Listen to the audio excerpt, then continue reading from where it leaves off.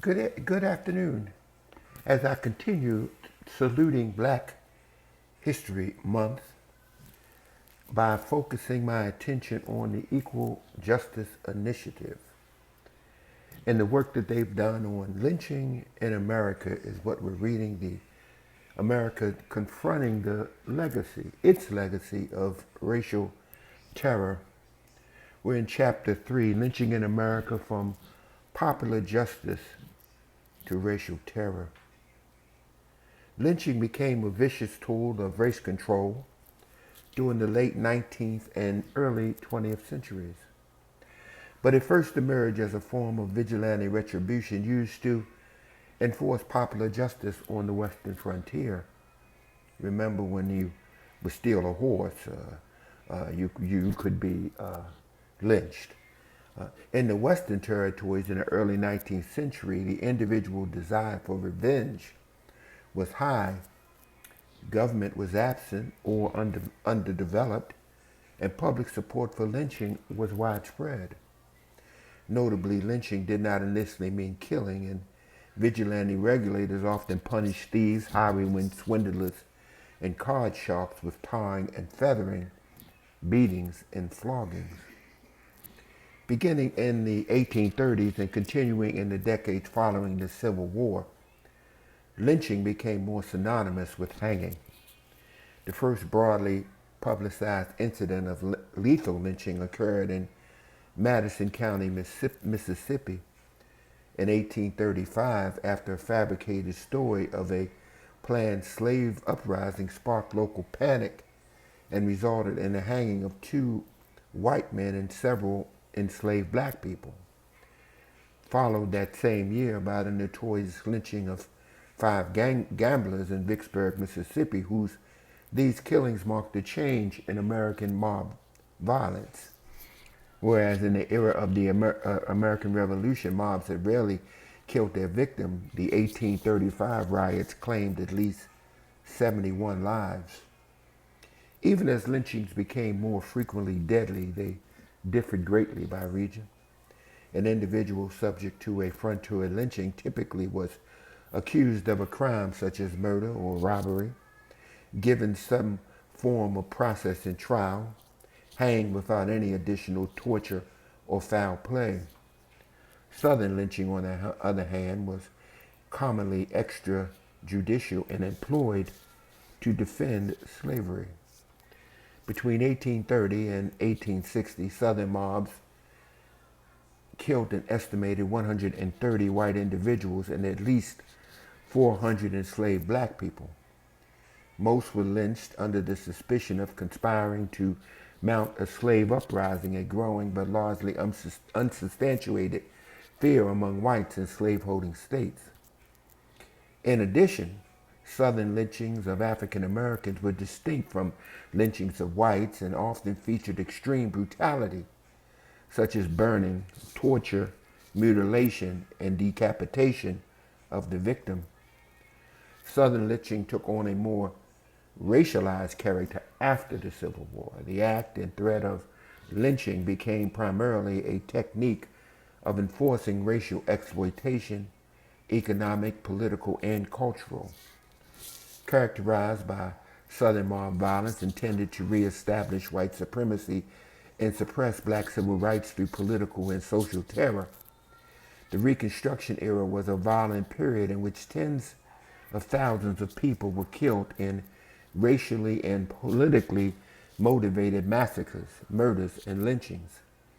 White mobs regularly targeted African Americans with deadly violence, but rarely aimed lethal attacks at white individuals accused of identical violations of law or custom. By the end of the 19th century, Southern lynching had become a tool of racial control that terrorized and targeted African Americans. The ratio of black lynching victims to white lynching victims was 4-to-1 from 1882 to 1889, increased to more than 6-to-1 between 1890 and 1900, and soared to more than 17-to-1 after 1900. Professor Stuart Toney concluded that from his data from this data that lynching in the South became increasingly and exclusively a matter of white mobs murdering African Americans, a routine and systematic effort to subjugate the African American minority. The character of violence also changed as gruesome public spectacle lynchings became much more common. At these often festive community gatherings, large crowds of whites watched and participated in the black victims' prolonged torture, mutilation, dismemberment, and burning at the stake. Such brutally violent methods of execution had almost never been applied to whites in America. Indeed, public spectacle lynchings drew from and perpetuated the belief that Africans were subhuman, a myth that had been used to justify centuries of enslavement and now fueled and purportedly justified terrorism aimed at a newly emancipated African American community of formerly enslaved people. A report published in 1905 explained lynching has been resorted to by whites not merely to wreak revenge, but to terrorize and restrain this lawless element in the Negro population. Among Southern people, the conviction is general that terror is the only restraining influence that can be brought to bear upon vicious Negroes. Southern states were equipped with readily available, fully functioning criminal justice systems eager to punish African American defendants with hefty fines, imprisonment, terms of forced labor for state profit, and legal execution. Lynching in this era and region was not used as a tool of crime control, but rather as a tool of race control, wielded almost exclusively by white mobs against African American victims. Many lynching victims were not accused of any criminal act, and lynch mobs regularly displayed complete disregard for the legal system.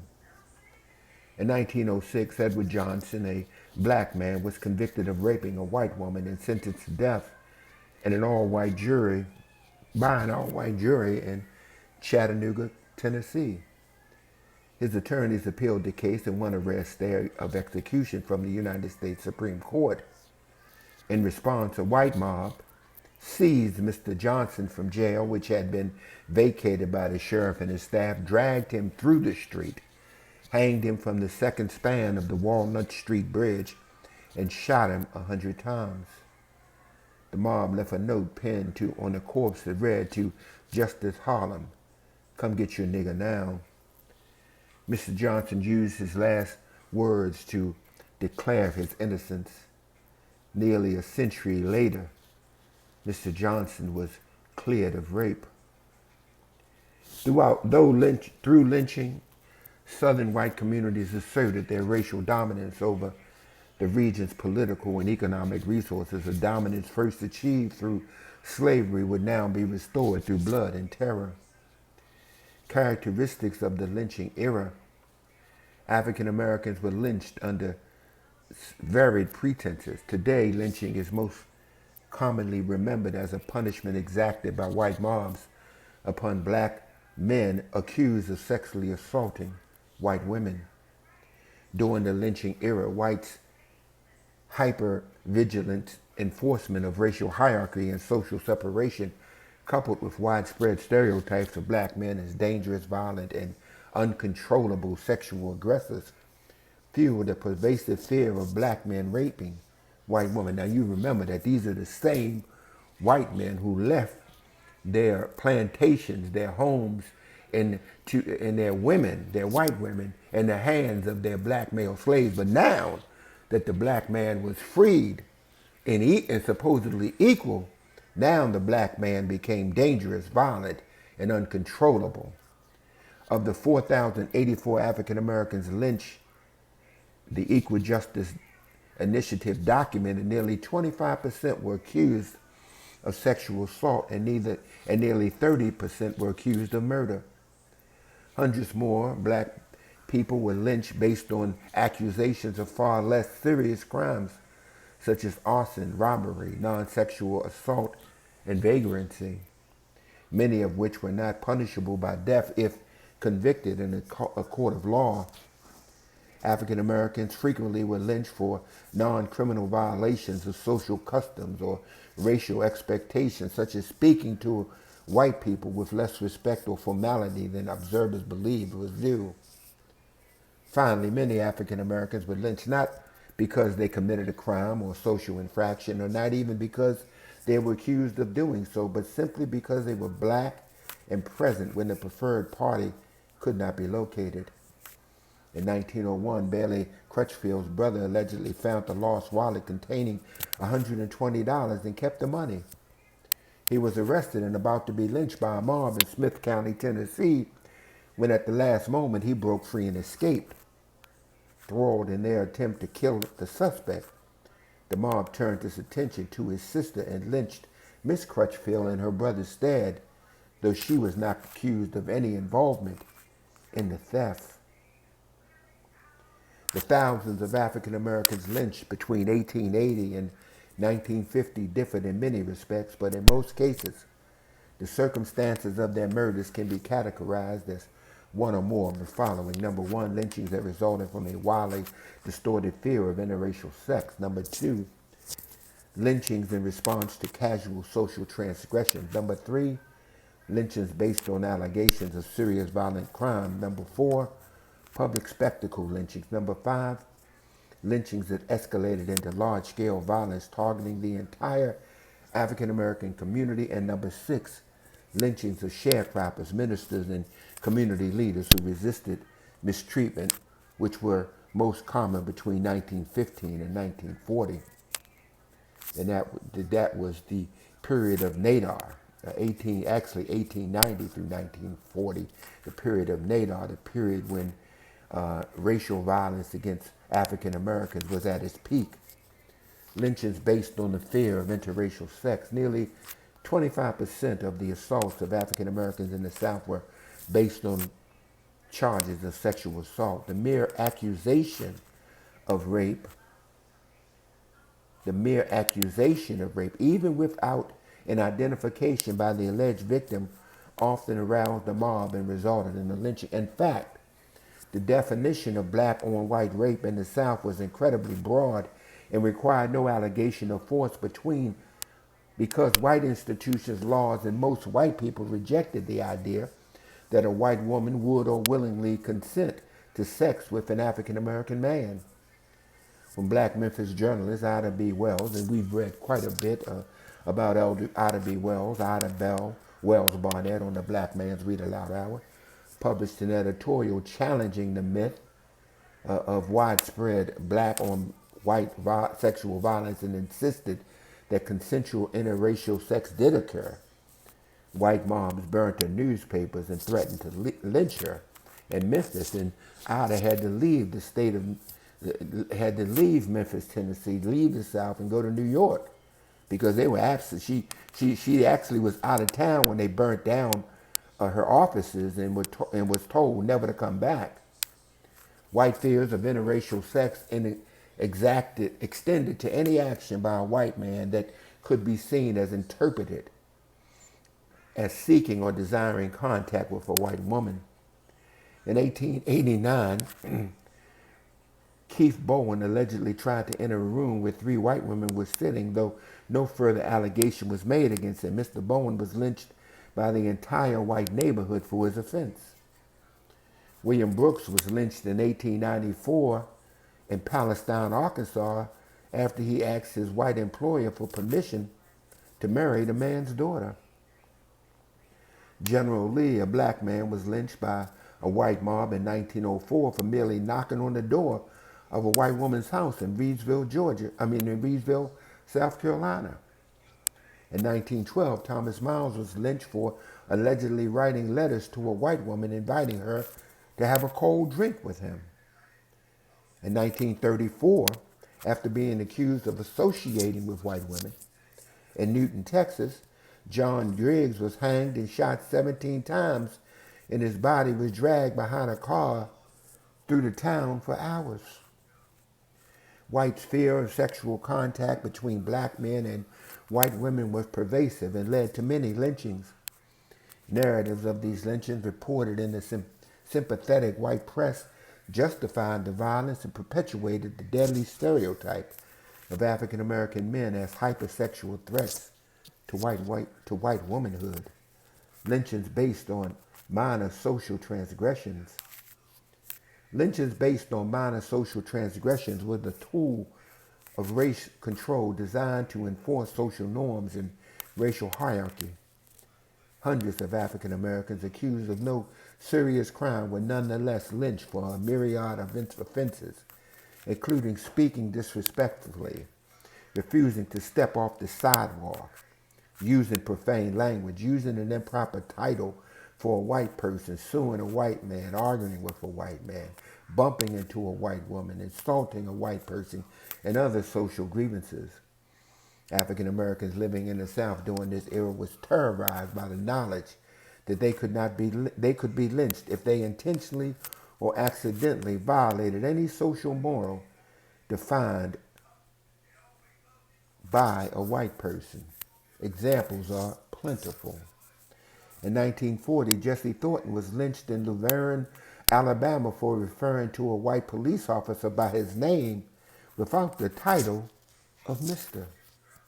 In 1918, Private Charles Lewis was lynched in Hickman, Kentucky when he refused to empty his pocket while wearing his army uniform. Richard Wilkerson was lynched in Manchester, Tennessee in 1934 for allegedly slapping a white man who had assaulted a black woman at an African American dance. White men lynched Jeff Brown in 1916 in Cedar Bluff, Mississippi for accidentally bumping into a girl as he ran to catch a train. In 1917, Sam Gates was lynched for the offense of annoying white girls in England, Arkansas. Law-abiding African Americans lived at the risk of arbitrary and deadly mob violence. These lynchings and the threat of falling victim to mobs who committed them sought to keep the African American community terrorized and in a constant state of fear. Lynchings based on allegations of crime. More than half of the lynching victims the Equal Justice Initiative documented were killed under the accusation of committing murder or rape. The deep racial hostility that permeated Southern society during this time period often served to focus suspicion on black communities after a crime was discovered. Whether evidence supported that suspicion or not, this was especially true in cases of violent crime against white victims. It is dubious to claim that all or even most white individuals lynched for violent offenses had committed them, considering that white accusations of rape or murder were rarely subject to serious scrutiny when lodged against black people. In the strictly maintained racial caste system, the mere suggestion of black-on-white violence could spark outrage, mob violence, and murder before the judicial system could act. In this society, white lives held heightened value while the lives of black people held little or none.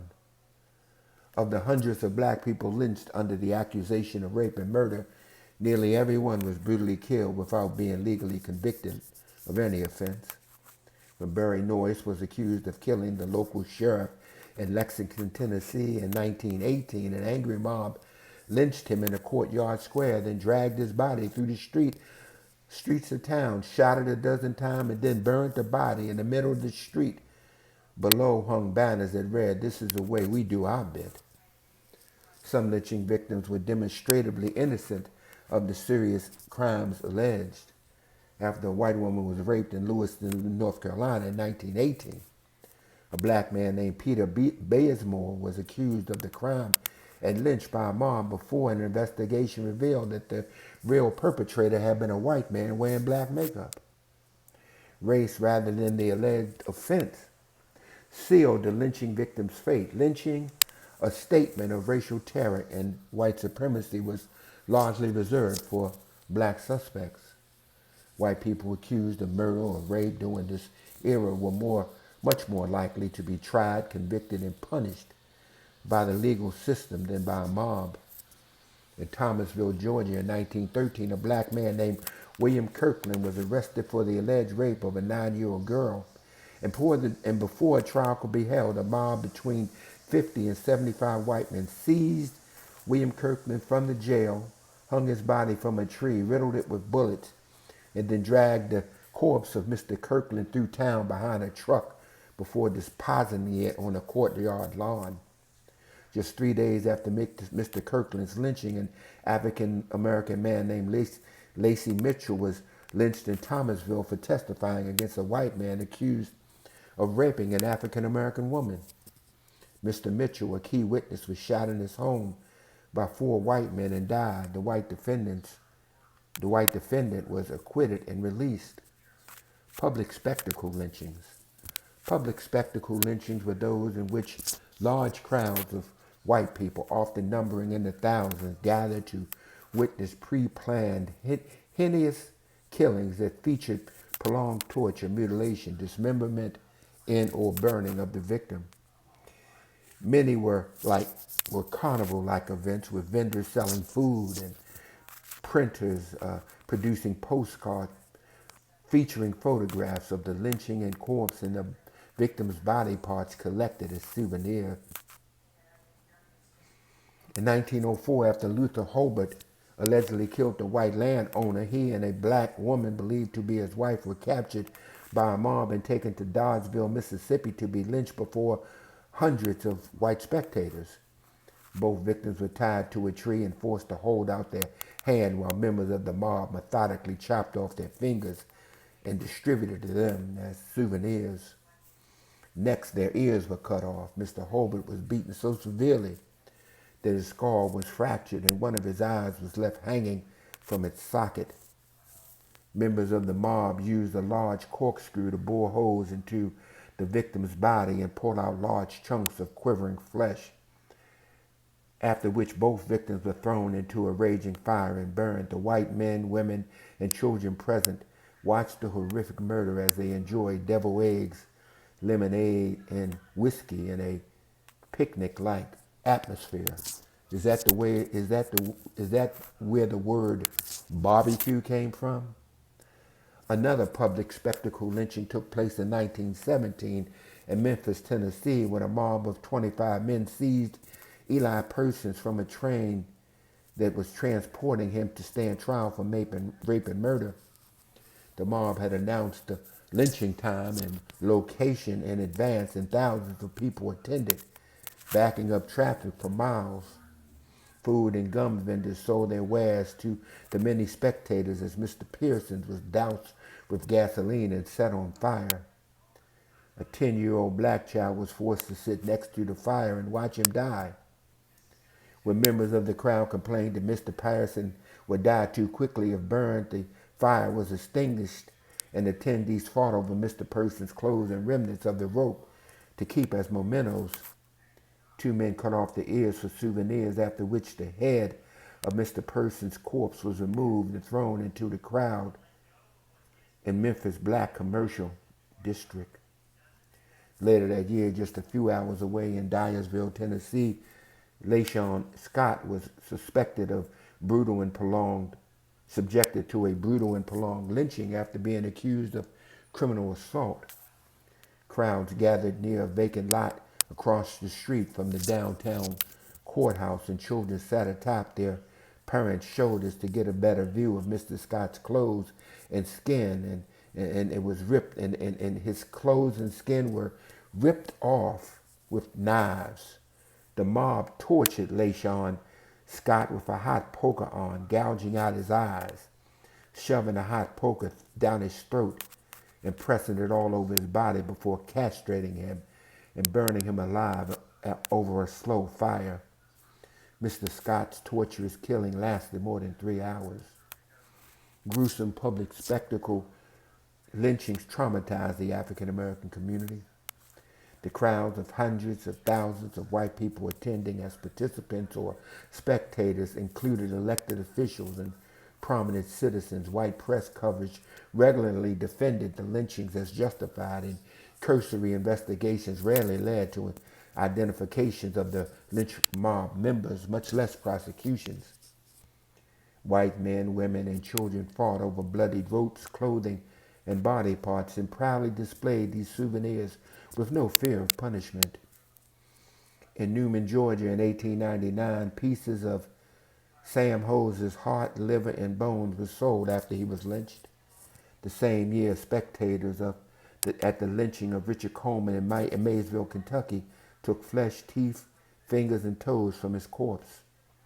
Spectacle lynchings were preserved in photographs that were made into postcards and distributed unashamedly through the mail. These killings were not the action of a few marginalized vigilantes or extremists. They were bold public acts that implicated the entire community and sent a clear message that African Americans were less than human. Their subjugation was to be achieved through any means necessary, and whites who undertook the duty of carrying out lynchings would face no legal repercussions. In Paris, Texas, a town that was founded in 1844, Paris was named for the famous French city and quickly became the seat of Lamar County. By the start of the Civil War, the town of 700 residents was a center of farm and cattle ranching. 28% of the county residents were enslaved black people. In the lynching era that followed the Civil War and emancipation, Paris was the site of repeated bloody racial terror. In early 1893, a 17-year-old black boy named Henry Smith was accused of killing a 3-year-old white girl. Nearly a week after the child's death, a posse located Henry in Hampstead County, Arkansas, and returned him to Paris by train. He was met at the station on February 1st, 1893, by a mob of thousands of white people from across the state. Henry was placed on a carnival float and carried through the town to the county fairgrounds, where he was forced to mount a 10-foot high platform. Henry was brutally tortured for nearly an hour in front of 10,000 people and then burnt alive. According to the investigation by anti-lynching crusader Ida Bell Wells, Henry Smith pleaded his innocence until the end. Less than 30 years later, Paris, Texas hosted a second gruesome lynching. In 1920, brothers Irvin and Herman Arthur worked on a white-owned farm where they suffered ongoing abuse. When the Arthurs decided to leave in search of better working conditions, the farm owners tried to stop them with gunfire and then alleged that the Arthurs had wounded them. Soon after Irving and Herman were arrested and jailed, local whites began posting signs throughout the town advertising their impending lynching. On July 6, 1920, a mob of 3,000 gathered to watch as both men were tied to a flagpole at the fairgrounds, tortured and burned to death. During the lynching, the Arthur sisters were jailed under the pretense of protection, but then beaten and gang raped by more than 20 white men while in custody. After the lynching, the brothers' corpses were chained to a car and driven through Paris's black community for hours.